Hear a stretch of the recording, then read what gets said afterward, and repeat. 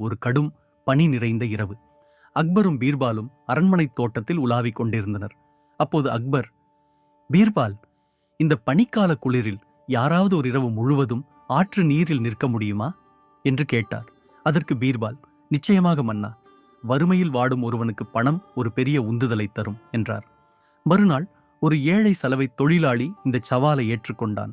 விடிய விடிய மார்பளவு ஆற்று நீரில் நடுங்கும் குளிரில் அவன் நின்றான். தூரத்தில் தெரிந்த அரண்மனை கோபுரத்தின் ஒரு சிறிய விளக்கின் ஒளியையே அவன் தன் பார்வையை நிலைநிறுத்தி அந்த நம்பிக்கையில் இரவை கழித்தான்.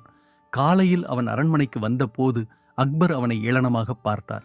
நீ ஏமாற்றிவிட்டாய். தூரத்தில் எரிந்த என் அரண்மனை விளக்கின் வெப்பத்தை வைத்துதான் நீ உயிர் பிழைத்திருக்கிறாய். எனவே உனக்கு பரிசு கிடையாது என்று கூறி அவனை துரத்தினார். அந்த ஏழை மனிதன் மனமுடைந்து போனான். மறுநாள் பீர்பால் அரசவைக்கு வரவில்லை. தான் கிச்சடி சமைத்துக் கொண்டிருப்பதாகவும் அது முடிந்ததும் வருவதாகவும் தகவல் அனுப்பினார். நீண்ட நேரமாகியும் அவர் வராததால் அக்பரே நேரில் சென்று பார்க்க முடிவெடுத்தார். தோட்டத்திற்கு சென்ற அக்பர் அங்கிருந்த காட்சியை கண்டு வியந்து போனார். தரையில் ஒரு சிறிய தீ எரிந்து கொண்டிருந்தது. ஆனால் சமைப்பதற்கான பானையோ 5 அடி உயரத்தில் ஒரு மரக்கிளையில் தொங்கவிடப்பட்டிருந்தது. அக்பர் சத்தமாக சிரித்துவிட்டு, பீர்பால், உனக்கு அறிவு மழுங்கிவிட்டதா?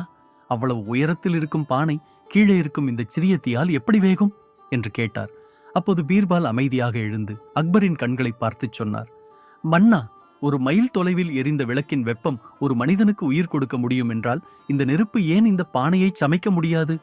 அக்பர் தன் தவறை உணர்ந்து வெட்கி தலை குனிந்தார்.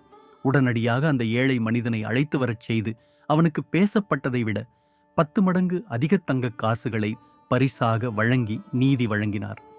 கதையின் நீதி. இந்த கதையின் மூலம் நாம் அறிந்து கொள்ளும் மிக முக்கியமான நீதி என்னவென்றால், உண்மையான அறிவும் நீதியும் ஒருபோதும் பாரபட்சம் பார்க்கக்கூடாது என்பதாகும். அக்பர் அந்த ஏழைக்கு சேர வேண்டிய ஊதியத்தை கொடுக்காமல் இருக்க தூரத்து விளக்கின் வெப்பம் என்ற ஒரு சிறு காரணத்தை சாக்குப்போக்காக கூறினார். ஆனால் பீர்பால் தனது அறிவு கூர்மையால் அந்த தர்க்கம் எவ்வளவு தவறானது என்பதை அக்பருக்கு புரிய வைத்தார். உண்மையில் அந்த ஏழை மனிதன் அந்த பனிக்குளிரில் உயிர் பிழைத்ததற்கு காரணம் அந்த விளக்கின் வெப்பம் அல்ல, மாறாக அந்த ஒளியின் மூலம் அவனுக்கு கிடைத்த மன உறுதியும் நம்பிக்கையுமே ஆகும்.